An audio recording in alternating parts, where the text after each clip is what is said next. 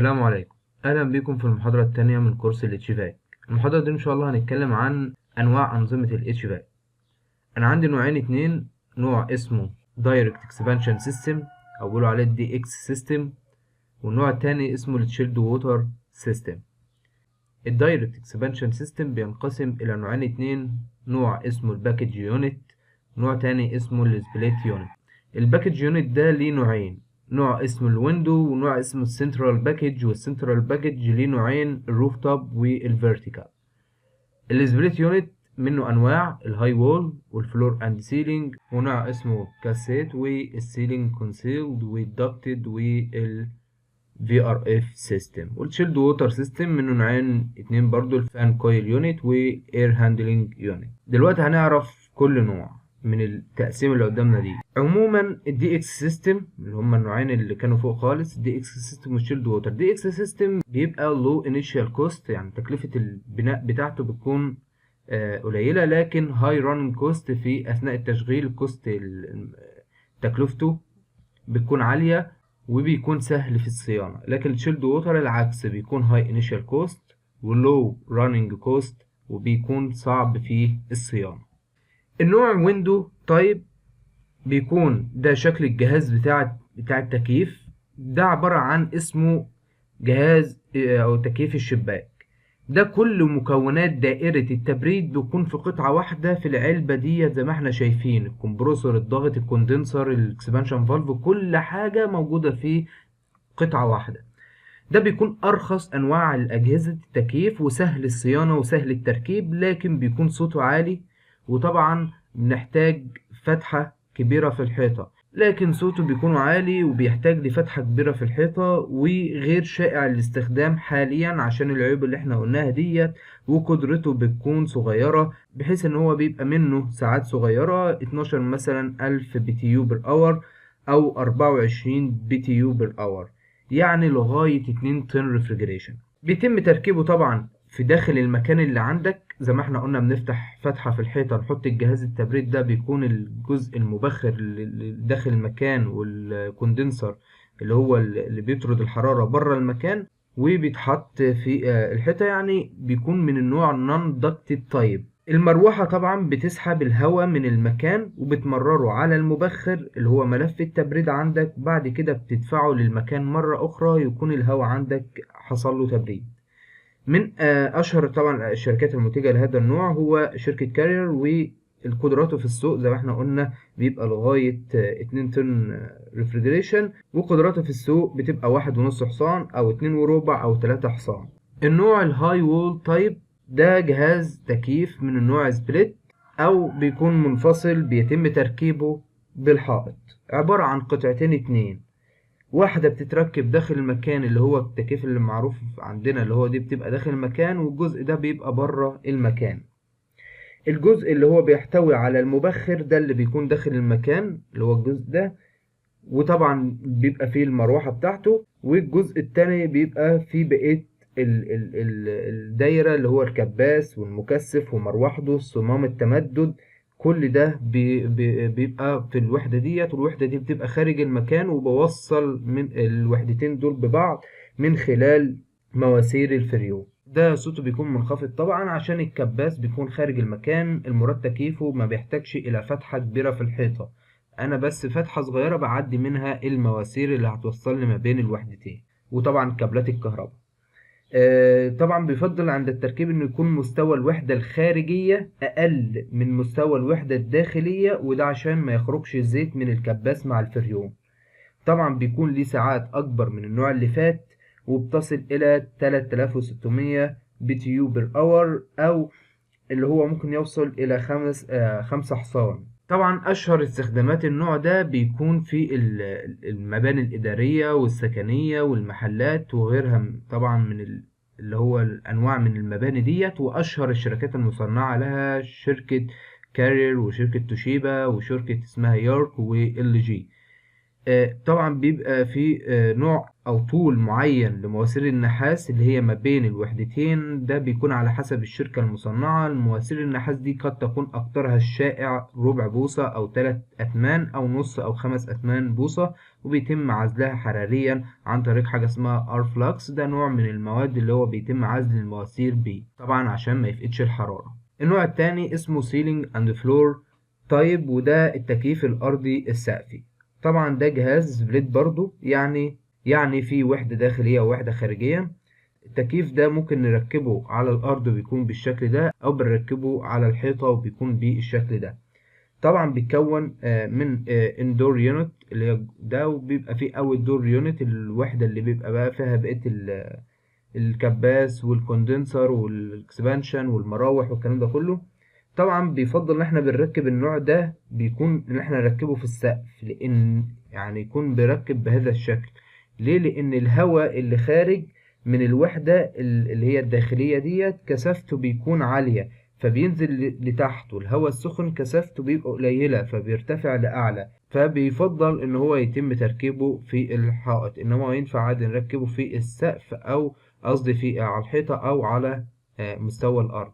طبعا من عيوبه ان هو بيشغل حيز لما نيجي نركبه ارضي، وده في حالة لما يكون عندي سقف مستعار بالمكان، فبالتالي ما بنركبهوش على الحيطة. طبعا ساعات التبريد بتاعته بتكون اكبر من النوعين اللي فاتوا، بتصل الى 40,000 BTU بير اور، وصوته بيكون منخفض زي الجهاز اللي فات اللي هو ده. سحب الهواء بيكون من خلال مروحة المبخر، بيكون من اسفل زي ما احنا شايفين هنا كده، او من هنا المروحة بتسحب الهواء من اسفل كده، ودفع الهواء فيها بيكون من اعلى، وده على عكس الجهاز اللي هو الهاي وول تايب. لذلك لما يتم تركيبها أرضي بنترك مسافة حوالي 20 سنتي من الأرض عشان المروحة اللي عندي ما تسحبش الأتربة الموجودة على الأرض. طبعا نفس الشركات اللي احنا قلناها اللي فاتت دي هي بتصنع الأجهزة دي برضو، وطبعا ما بيستخدمش معاها ممرات هواء يعني non ducted type، ولا يوجد بها مكان ان انا ادخل هواء فريش ليها. طبعا الاستخدام بتاعها بيكون في برضو المحلات التجارية أو في الأحياء السكنية، نفس الكلام للهاي وول. في نوع تاني اسمه الفلور ستاندنج تايب، والنوع ده هو برضو جهاز تكييف سبليت منفصل يتكون من وحدتين، وحدة خارجية ووحدة داخلية. الجهاز ده بيشبه الدولاب، وبيسمى أيضا بالفري ستاندنج أو الكابينة. طبعا بنركبه على الأرض، فهو شبه التلاجة بالظبط، الوحدة الخارجية خارج المكان. والنوع ده له قدرات عالية بتصل إلى 80,000 BTU بير اور، يعني بيصل إلى 7 طن تبريدي. بيتميز النوع ده بمروحته اللي هو بتكون قوية، بتعطي قوة دفع ومسافات أكبر من الأنواع السابقة. النوع ده طبعا بيستخدم بكثرة في المساجد، قاعات الأفراح، البنوك، المطاعم، وغالبا بيتم استخدام مراوح معها في المكان عشان توزع الهواء البارد ده، ويتم الأجهزة دي بيتم وضعها في الزوايا والأرقام. النوع ده من برضو non ducted، ولا يوجد به مكان لإدخال فريش اير. يعني الفريش اير دي معناها ان هو مفيش دكت ان هو يسحب هواء من بره المكان فريش اير يدخله مع الهواء اللي موجود جوه المكان، هو بيسحب الهواء اللي في قلب المكان يبرده ويطلعه تاني، يسحبه يبرده ويطلعه تاني. مفيش فريش اير او مصدر هواء فريش يجيله من بره. طبعا ده بالانواع اللي فاتت كلها. النوع ده طبعا هو اغلى في السعر من الانواع السابقة، وبيحتاج الى تجهيزات طبعا مواسير النحاس، مواسير الصرف قبل التركيب. مواسير الصرف المية اللي هي بتنزل من التكييف ديت بنحتاج اللي احنا نصرفها، فبالتالي بيحتاج مواسير من نحاس للصرف ديت قبل اللي احنا نركب الجهاز. النوع اللي هو الكاسيت، وده هو جهاز تكييف منفصل سبليت يتكون من وحدة خارجية ووحدة داخلية. الوحدة الداخلية زي ما احنا شايفين كده بتتعلق في السقف زي الديفيوزر، اللي هي الفتحات اللي بتبقى موجودة في السقف دي. النوع الوحدة الداخلية احنا قلنا بتتركب في السقف اللي هو الساقط، بتشبه طبعا مخرج السكوير ديفيوزر. النوع ده هو افضل في توزيع الهواء من انواع السابقة، بحيث ان هو بيبقى في الهواء بيخرج منها في صورة راوند فلو من 4 اتجاهات، والاير ثرو من النوع ده بيصل الى 3 متر. طبعا النوع ده ما يصلحش الا في الاماكن اللي بها اسقف معلقة، والسعة التبريدية لهذا النوع تصل الى 4 طن، يعني بتصل الى 48,000 BTU بير اور. تحتوي الوحدة الداخلية اللي هي الوحدة ديت على بمب صغيرة تعمل ان هي تدفع المية من حوض الصرف الى اقرب نقطة صرف. زي ما احنا قلنا الجهاز الوحدة الداخلية بيطلع ايه؟ بيطلع مية اللي هي نقطة الندى بتتكثف، فبالتالي بيحتاج ان هي ايه؟ بمب يدفع المية ديت الى خارج الوحدة الداخلية الى منطقة الصرف اللي عندك. المروحة الداخلية بتعمل على سحب الهواء من الغرفة، وطبعا الهواء ده بيدخل من منتصف الوحدة كده، يمر على ملف التبريد، بعد كده يخرج من الجوانب. أشهر الاستخدامات لهذا النوع بيستخدم في المطاعم، في الفنادق، وبيكون شكلها ديكوري. النوع اللي بعد كده اسمه Ducted Concealed Type أو Ceiling Concealed Ducted، بيختصروها في الرمز CCD. الكونسيلد ده أو الوحدة ديت بتكون برضو منفصلة، مكونة من وحدتين، وحدة خارجية ووحدة داخلية. الوحدة الداخلية بالشكل ده، وبتبقى في المكان بين، طبعا بتتحط جوه الحيطة. الوحدة الداخلية ديت بتوزع الهواء البارد عن طريق ضغطات ومخارج هواء، يعني الهواء او الهواء اللي هو المكيف هيجيلها من خلال ضغطات، وتبدأ تخرج مش من اللي هو الوحدة الداخلية. طبعا ده اغلى انواع الاجهزة السبليت اللي احنا اتكلمنا عنها، وبتحتاج الى سقف طبعا مستعار بالمكان عشان يبقى الجزء بس السطح بتاعه هو اللي باين كده، وهي أفضل الأنواع في توزيع الهواء البارد. النوع ده بيسمى بالسوق بالنص مركزي، ولها قدرات بتصل إلى 7 طن، يعني 80,000 BTU بير أور. النوع ده بيكون ليه سيرموستات بيكون داخل المكان المراد تكييفه، والسيرموستات ده بيتحكم في تشغيل الجهاز، يعني لما درجة حرارة الهواء ترتفع عن المطلوب السيرموستات يشتغل فيدخل هواء بارد، لما السيرموستات يحس ان درجة الحرارة المطلوبة فخلاص ما بيوقف، ما يخليش الجهاز يشتغل. اشهر الاماكن اللي بيستخدم فيها هذا النوع بيستخدم في المطاعم، البنوك، الفنادق. يمكن طبعا وضع الوحدة CCD او اللي هي Ducted Concealed Type او Ceiling Concealed Ducted. الوحدة ديت بنحطها خارج المكان وبيحصل فيها التبريد. طبعا الهواء البارد بيطلع من الوحدة دي يمشي في ضغط لغاية ما يوصل للمخارج بتاعة الهواء دي في قلب المكان، عشان يبقى الصوت والدوشة كلها بره المكان، الصوت بتاع الكباس والمراوح والكلام ده كله. طبعا الوحدة CCD ديت بتتثبت في اللي هو السقف من خلال تيش ومسامير، وبيعمل ميول بسيط للوحدة عشان الصرف. النوع ده ممكن ادخله فريش اير من خلال ان عندي الوحدة الخارجية، الوحدة بتكون خارج المكان، فبالتالي ممكن ادخل هواء فريش في قلب الوحدة يحصل له تبريد ويخش مع الهواء المبرد لأماكن اللي هي المخارج بتاع توزيع الهواء دي. النوع اللي بعد كده هو الجنرال باكج يونت، اللي هي الوحدة الباكج. دي بتتكون من قطعة واحدة لكن بتكون كبيرة في الحجم، بتشمل جميع أجزاء دائرة التبريد.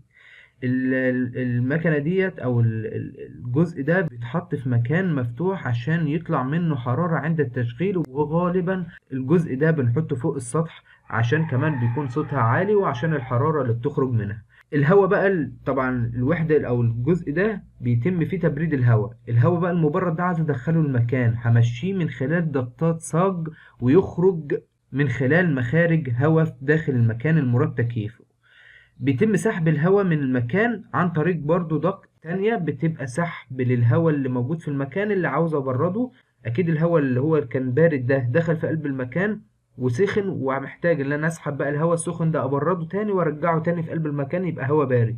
فالهواء بقى اللي في قلب المكان السخن ده عشان بيتم سحبه عن طريق ضغط صاج، والضغط دي ما بنعزلهاش لان الهواء اللي انا الساخن ده انا كده كده اصلا مش عايز، لو فقد حرارة اكتسب حرارة مش مهم عندي، هو كده كده ايه هتسحب يتبرد ويرجع تاني في قلب المكان. الهواء بقى البارد اللي راجع في قلب اللي راجع للمكان بيكون الضغط بتاعته معزولة جيدا عشان ما تبقتش الحرارة اللي انا بردتها. في الوحدة ديت بيبقى في حاجة اسمها ميكس بوكس. الميكس بوكس ده بيتم خلط الهواء الراجع من المكان مع شوية هواء فريش بدخلهم عشان لزوم اللي هو الفنتليشن او التهوية بتاعت المكان. بيتم تركيب كاتم صوت عند مخرج الوحدة عشان تمتص الصوت الناتج من الجهاز. السعة التبريدية للوحدة الباكج دي بتصل إلى 50 طن ريفريجريشن، أكتر من الرقم ده في بعض الشركات. ضغط السبلاي اير، ضغط اللي فيها الهواء البارد. الهواء البارد اللي خارج من الوحدة ديت، الضغط اللي هي السبلاي أو الضغط اللي هي هيمشي فيها الهواء البارد بتبقى من فوق، والراجع بيكون من تحت.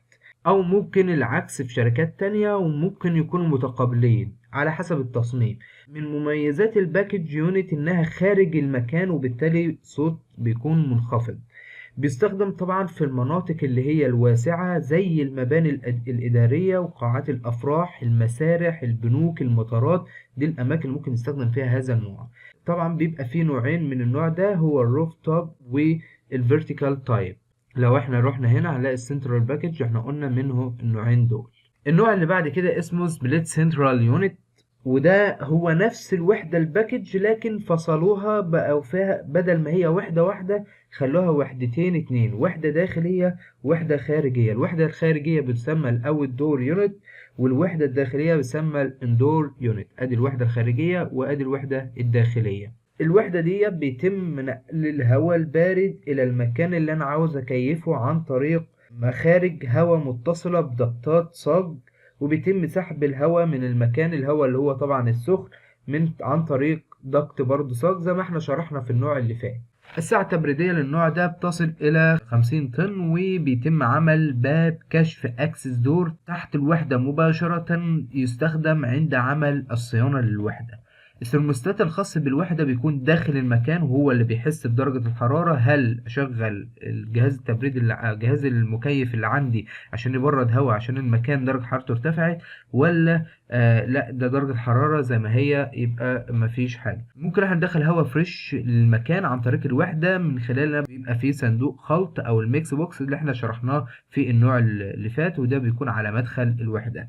أشهر الاستخدامات في النوع ده المكتبات، المسارح، السينمات، المطاعم، الأماكن اللي هي بتكون كبيرة. يمكن تثبيت الوحدة الداخلية ديت خارج المكان اللي فيها الإيفابوريتور، وبيتم نقل الهواء البارد من خلال ضغطات زي ما شرحنا برضو في النوع اللي فات. زي ما احنا شايفين كده، ادي الوحدة الخارجية وادي الوحدة الداخلية.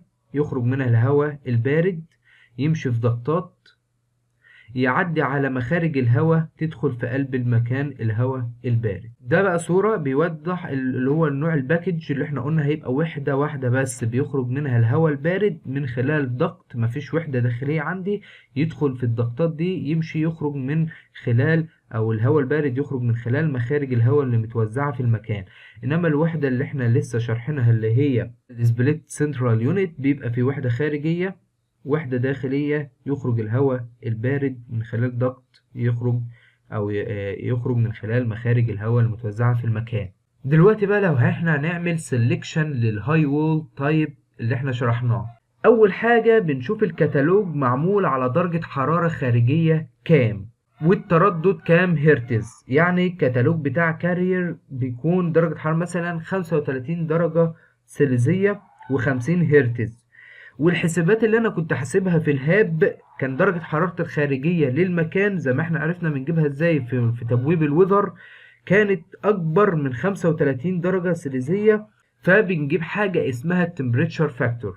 التمبريتشر فاكتور ده عبارة عن درجة الحرارة الخارجية للمكان اللي انا مدخلها في الهاب على درجة الحرارة الخارجية اللي موجودة في الكتالوج.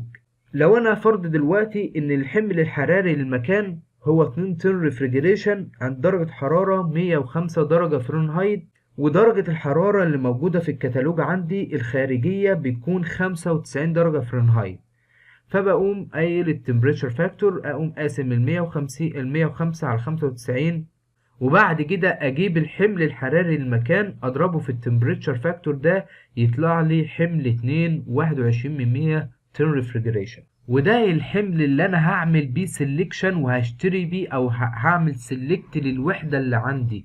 يعني الوحدة اللي عندي هعوز قدرتها تبقى قد ايه، وابعادها قد ايه، وكمية الهواء فيها قد ايه، وهيخرج منها قد ايه، وكمية الامبير قد ايه. اعرف كل الحاجات ديت من خلال كتالوج بيبقى عندي. لما ان شاء الله نيجي نشتغل في المشاريع هندخل طبعا الكتالوجات ديت وهنفهم الموضوع اكتر، بس انا بديك لمحة بسيطة دلوقتي نبقى فتحنا بيها الدنيا. الرقم اللي هو 2.21 ده بندخل بيه الكتالوج عشان نعمل سيلكشن. فانا من الهاب الحسابات مثلا، ده اكزامبل مثلا كده، الحسابات اللي انا طلعت من الهاب عندي ان حمل المكان اللي عندي طلع 1.35 طن ريفريجريشن. ودرجة حرارة الاوت اللي كانت عندي اللي دخلتها في الوذر في الهاب كانت 38 درجة سليزية، ودرجة الحرارة اللي موجودة في الكتالوج بتاع الجهاز ده هتكون 35 درجة سليزية. فده وقت هحسب الكولينج كباسيتي اللي هو الحمل اللي انا هدخل اعمل سيلكشن عليه. فاقوم جايب اللي هو 1.35 واضربه في التمبريتشر فاكتور اللي هو هعمل اللي هو 38 اللي هي 100 درجة فرنهايت على 35 ل 95 درجة فرنهايت، هيطلع معايا 1.42 طن ريفريجريشن. بدخل في جدول كده، الكتالوج عبارة عن جدول في الكولينج كاباسيتي، اشوف في العمود بتاعه ادور على رقم 1.42، لقيته اخد بقى ايه بقية البيانات اللي هنعرفها دلوقتي.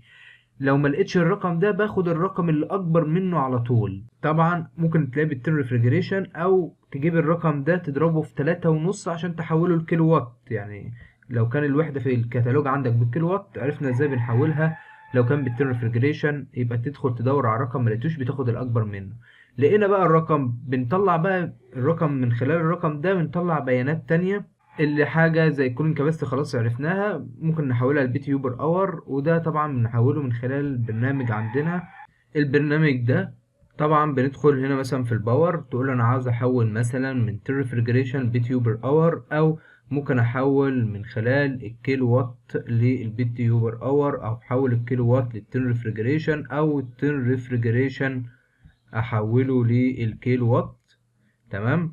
المهم بتكتب هنا الرقم وتقول له كونفرت بيحوله لك، والبرنامج ده ان شاء الله هرفعه على الموقع بتاعنا. بعد كده بناخد حاجه اسمها النومينال اير فلو بالسي اف ام، والباور انبوت بالكيلوات، والكرنت انبوت بالامبير، والباور سبلاي. دي الحاجات اللي بنطلعها من خلال كتالوج في النوع من الاجهزه ده. اللي هنعمل سيلكشن دلوقتي للفلور ستاندنج تايبس اللي احنا شرحناه. الوحده اللي هي الكابينه او الدولاب اللي احنا قلنا اغلب استخداماتها في المساجد وقاعات الافراح. نحسب حمل المكان الكلي، بنوزع الوحدات دي على أركان المكان عشان نعرف عدد الوحدات. بنقسم الحمل أو نقسم الحمل الكلي على عدد الوحدات عشان نعرف حمل كل وحدة قد إيه. لو كان الحمل كله عندي مثلا 80 وعدد الوحدات 4، يبقى حمل كل وحدة 20. وبالتالي بندخل الكتالوج وبنحصل على البيانات ده. تعال ناخد مثلا اكزامبل زي مثلا تي اوت اللي انا مدخلها في الهاب 105 درجه فرنهايت، وكان الحمل اللي جبته من الهاب للمكان اللي عندي 3.7 طن ريفريجريشن.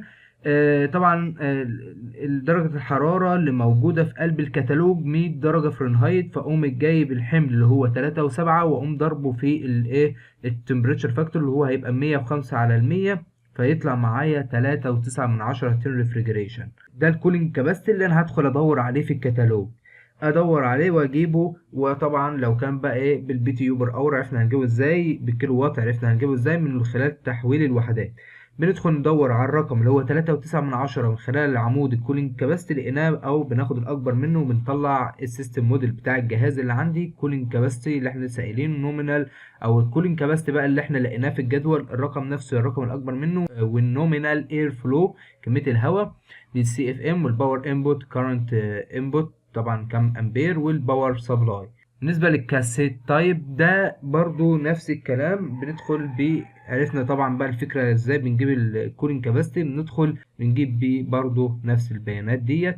بالنسبة للوحدة اللي هي سي سي دي اللي هي دكتد كونسيلد تايب، الوحدات دي بقى بنوزعها على المكان بحيث المسافة ما بتزيدش عن الوحدة والتانية مسافة 4 متر. الكلام ده في التصميم اللي هنفهمه أكتر. المهم بنوزع الوحدات ديت عشان نعرف حمل كل وحدة قد إيه، ونقسم الحمل الكلي على عدد الوحدات، يبقى احنا عرفنا حمل كل وحدة قد إيه. بعد كده انا مثلا عشان نفهم الموضوع، انا عندي الحمل الكلي للمكان اللي طلعته من الهاب 5.5 طن ريفريجريشن، وكان عندي درجة الحرارة الخارجية للمكان اللي بدخلها في الوزر في الهاب 105 درجة فرنهايت، والدرجة الحرارة الخارجية اللي موجودة في الكتالوج يبقى ايه 95 درجة فرنهايت. هل اضرب ال5.5 في التمبريتشر فاكتور اللي هي ال105 على ال95؟ لا، انا هوزع الاول الوحدات عشان اعرف حمل كل وحده، لان انا هدخل اجيب سelection للوحده الواحده، مش هجيب سelection للوحدات كلها. يعني لو انا وزعت في المكان الوحدات، المسافه ما بين كل وحده والتانيه 4 متر، فلقيت ان المكان عندي هياخد وحدتين اتنين، فاقوم جايب ال5.5 واقسمهم على 2، فيطلع 2.75%. الاتنين 75% دول اقوم ضاربهم بقى في ال105 على ال95 اللي هي التمبريتشر فاكتور، والرقم اللي يطلع لي وليكن مثلا طلع لي 3 طن ريفريجريشن، ده بقى اللي ادخل اجيب بيه سيلكشن للوحده الواحده اللي انا هجيبها. يبقى عملت سيلكشن للوحده، اجيب بقى كمان وحده بنفس السيلكشن ده اللي هحطهم في قلب المكان عندي. ايه الحاجات البيانات اللي عايز اطلعها لما اعمل سيلكشن؟ البيانات اللي احنا برضو عارفينها، وفي حاجه اسمها النت دايمنشن، ابعاد الوحده ديت بيديها لك برضو بالمليمتر عندك. في حاجه عايزين نشرحها مهمه جدا، الفريش اير اللي هو الفنتليشن اللي بجيبه من الهاب، بيبقى كميه الهواء ودي بتطلع لي في التقرير، وفي اخر الفيديو ان شاء الله ممكن نعمل مثال بسيط صغير خالص ازاي بنعمل حسابات في الهاب، نرجع على المحاضره الاولى ومنها نفهم الحته دي.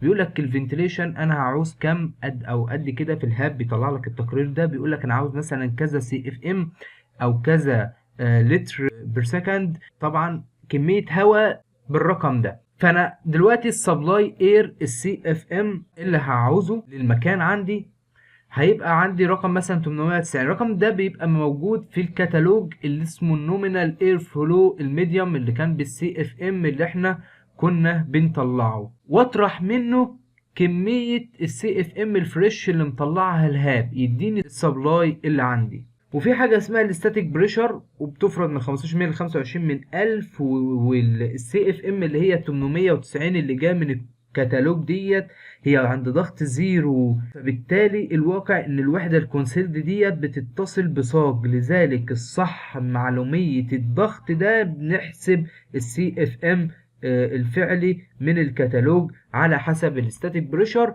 والستاتيك بريشر ده بنحسبه وهو بيطلع في الرينج ده، وهنعرف برضو في الحسابات ازاي بنحسب الستاتيك بريشر ده. بعد كده السلكشن في سبليت السنترال بنطلع منه البيانات زي ما احنا عرفنا ازاي الشغل اللي احنا بنعمله ده، اللي هو الشغل اللي احنا بنطلع بيه التن ريفريجريشن اللي هنعمل بيه سلكشن للوحده اللي عندي. في من البيانات اللي احنا بنطلعها حاجه اسمها الريفريجرنت تايب، بيبقى نوع الفريون اللي عندك R22 مثلا. وفي حاجه اسمها كوندنسنج يونت موديل، الموديل بتاع الكوندنسر اللي عندك، والموديل بتاع الايفابوريتور. وفي حاجه اسمها الباور سبلاي، ده برضو بيانات بتطلعها، هنعرف الكلام ده كله بنستخدمه في ايه بالظبط. تمام. والهورس اوف كوندنسنج يونت، والاير فلو اوف كوندنسنج يونت، كل البيانات دي بتبقى موجوده في قلب الكتالوج. والدايمنشن كذا مليمتر، والنت ويت اللي هو الوزن بتاع الجهاز اللي عندك. والايفابوريتنج يونت بنطلع منه برضو الاير فلو وكام هورس باور، اللي هو الهورس باور اوف بقى اوف ايفابوريتنج يونت، والدايمنشن بتاعه. في حاجه اخيره، لو انت مثلا عندك وحده مكتوبه مثلا ايه 55 ام بي اتش، الام دي معناها ميجا، والبي ديت والاتش معناها بي تي يو بالاور، وديت بتساوي 55,000 طبعا بي تي يو بير اور. تعال بقى نروح دلوقتي للهاب، ناخد فكرة بسيطة عن ازاي حساب الأحمال.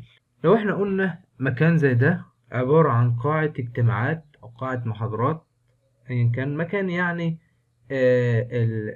المكان ده عايزين نحسب له الحمل الحراري فيه. لو احنا قلنا الاتجاهات بتاعتنا ادي النورث وادي الويست، فأول حاجة هندخل على الويزر، نعمل الويزر بتاعنا. لو ليكن هي واقعة في الكايرو في ايجيبت، فنقول له هنا الميدل ايست في ايجيبت في الكايرو، والبيانات بتاعتك مظبوطة كلها.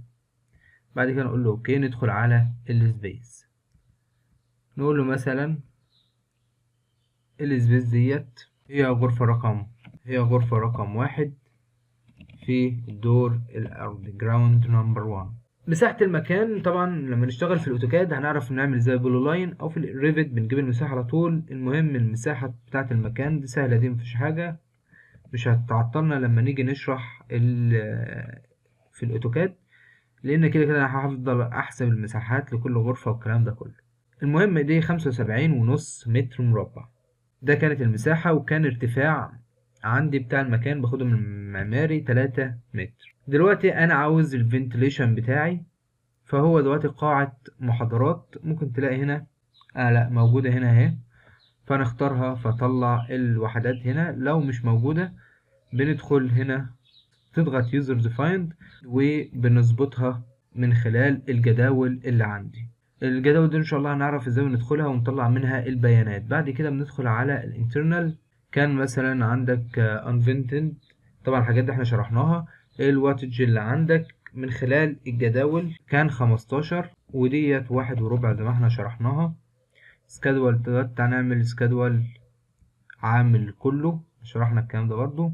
والتاسك لايتنج عندي مفيش اباجورات في المكان ولا حاجه. والكتريك ريكويرمنت مثلا في لابتوبين وفي قلب قاعه المحاضرات دي او قاعه الاجتماعات، فاقول مثلا فيها 50. والسكادول اللي احنا عاملينه السامبل سكادول هيبقى الكل دلوقتي. بعد كده الاوكيوبانسي اللي عدد البيبل، لو يكن في عددهم 50 بقى فيها 50 مثلا واحد. والاكتيفيتي ليفل مثلا اوفيس ورك عادي. والميسلينيوس مفيش. الوول والويندو احنا هنا طرق عادي خالص، وهنا في مبنى عادي موجود. وادي الحيطة الخارجية اللي معرضة للشمس، الحيطة دي. ندخل على الهاب نقول له الحيطة في اتجاه الوسط اللي عندي. الاريا بتاعتها نحسبها من الاوتوجاد. العرض بتاعها في الارتفاع فكان مساحتها 35. بعد ما طرحت منها مساحة الشبابيك اللي عندي هنا ديت، طرحت 3 مساحات للشبابيك ديت، جبت المساحة الصافية للحيطة اللي عندي 35 متر مربع. والويندو اللي عندي منه 3، وأعرفه إن الويندو ديت أسميها زي ما أنا عايز أسميها. أبعادها مثلا 1.5 في 2. وتعالى نقول الأرقام ديت مظبوطة لغاية دلوقتي، نقول أوكي. بعد كده الوول أعرفه إن الوول هنا بالاسم ده عادي، طبعا ده ميديم. التركيبة بتاعته غالبا يعني 203، وديت بتبقى مثلا 25 ملي ستاكو، نفس الكلام لديت. وهنشيل بريك ده. والار بتاعت الاستاكو دي احنا هنعرف ازاي احنا ليه بنغير الار هنا، هنفهم الكلام ده. بس ايه، انا عاوز بس اوري التقرير في الاخر اللي بنستفاد منه. تمام. فيطلع معايا ان اليو 1.22 من 1000. نقول له اوكي. كده ظبطنا الوول والويندو اللي احنا دخلناه. مفيش دور في الحيطة اللي معرضة للشمس دي، الروف. الدور في الدور الأول، وفي دور فوقيه ومفيش سكايلايت. خلاص الانفلتريشن ده مش دلوقتي، الحمل صغير يمكن إهماله. طبعا هي فوق مكان غير مكيف. والفلور اريا هي نفس مساحة الفلور. وطبعا ديت 6/10. الان كونديشن تثبيت ماكسيمم ديت اللي هنا قلنا مثلا لو درجة الحرارة هنا مثلا الخارجية 38 درجة سلسية، يبقى درجة الحرارة هنا كام؟ 33، اطرح منها 5 زي ما احنا قلنا. وديت لو كان درجة الحرارة المينيمم 7. طبعا مش هنشرح بقى، دي كانت موجودة في المحاضرة الأولى. يبقى ديت 12. البارتيشن اللي عندي، نبدأ بالوول بارتيشن. مثلا بيقول لك هنا ايه، انت عندك بارتيشن اهو، وادي التاني وادي التالت. المساحة بتاعت ده بنشوف مساحته قد ايه، زائد المساحة بتاعت الحيطة ديت الصافية من غير الباب اللي موجود هنا ده. بطرح منه طبعا، اجيب مساحة الحيطة كلها واطرح منه مساحة الباب، يبقى ده زائد المساحة الصافية اللي هنا زائد مساحة الايه الحيطة ديت. مجموع المساحات ديت طلع 75 متر مربع. واليو فاليو ديت بنحصل عليها بان هي 1.2 من خلال الوول اللي احنا قلنا دلوقتي. اوكي. هنا المفروض هنا في سكادول بتاع البيبل. نقول مثلا ده البيبل. تمام. نقول له اوكي. تعال نقول اوكي دلوقتي عشان ندخل لسكادولز هنا، قصدي في الوول. ونعمل البارتيشن مثلا، ونقول برضو نفس الكلام ميديم. يبقى مثلا هنا 102 و 25 ستاكو، 25 ملي ستاكو. والار هنا 26%، والار هنا 26%. وطبعا ده هنشيله، فيطلع معايا تقريبا اليو 1.2 دي اللي احنا حطيناها الناحية دي. 1.2 والunconditioned max space maximum ديت اللي هي نفس درجات الحرارة اللي كانت هنا، اللي هي 33 38 12 7. نفس الكلام هنا 33 12 و7. واليو بتاعت اللي هو يعتبر الروف او السيلينج اللي عندك بقى، طبعا احنا هنعمل له من خلال قلنا اوكي مثلا هنا دخلنا هنا للروف عشان نعمل الكلام، بنحسب برضو الحسابات ديت نشوف كام يو. الكلام ده برضو هنعرف التركيبات ديت ان شاء الله لما نيجي نشتغل في المشاريع. نيجي هنا نحسب اليو ليكن زي ما الرقم اللي طالع ده، ومساحة السقف ونفس مساحة الفلور اللي هي 75.5. بعد كده نقول له اوكي. اللي انا بقى عاوز اوصل له في الاخر ان ما انت تضغط كليك يمين هتلاقي حاجة يقول لك فيو انبوت داتا. هنصغر بس كده، كل البيانات اللي انت دخلتها بتبقى موجودة عندك هنا. دلوقتي هنروح للسيستم، هنشوف الجهاز اللي احنا هنحطه. ندخل هنا للنظام، بنخلي يعني النظام ده نفس اسم المكان او عشان تبقى الوحدة بنفس اسم المكان اللي عندك، عشان يبقى لما يكون عندك مشروع كبير وفيه اماكن كتير تبقى عارف الوحدة ديت خاصة بانهي مكان. طيب زي ما احنا كنا مسمينها هنا بنختار الاكوايرمنت تايب، ده اللي بنختار منه اسم المعدة او نوعها. نوع النظام عندك باكج ولا سبليت اير هاندلنج يونت ولا تشيلد ووتر ولا تيرمينال يونتس. طبعا الكلام ده هنعرف ان شاء الله ازاي بنختاره. التيرمينال يونتس دي اللي هي الوحدات الصغيره زي السبليت اللي احنا كنا بنشرحه من شويه، ده اللي هو الوحدات اللي بتبقى موجوده في المنازل اللي هي الوحدات الصغيره دي. لو احنا خدنا سبليت اير هاندلنج يونت هنلاقي هنا بيقول لك النظام اللي عندك سي اي في ولا في اي في. تمام.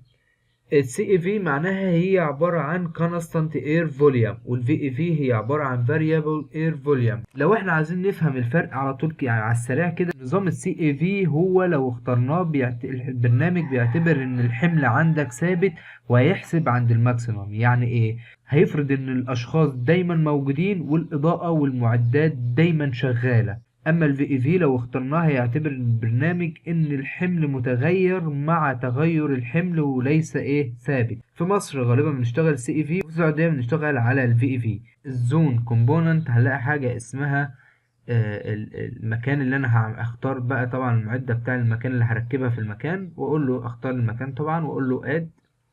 ولا حاجه اسمها الثيرموستات بنعمل له سكادول طبعا فين الثيرموستات، نقول له اوكي. ونحن واخدين نفس الاسم، لو نشيل مثلا سامبل دي نغير اي حاجة فيه نسميه مثلا الثيرموستات اللي عندك.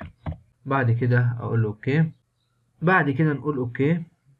تعالى بقى هنا عشان هنشوف برضو حاجة اسمها ندخل مثلا يقول لك الفيو ديزاين ريزلتس. نشيل علامة الصح بس من هنا، ونشيل علامة الصح من هنا ونقول له بريفيو.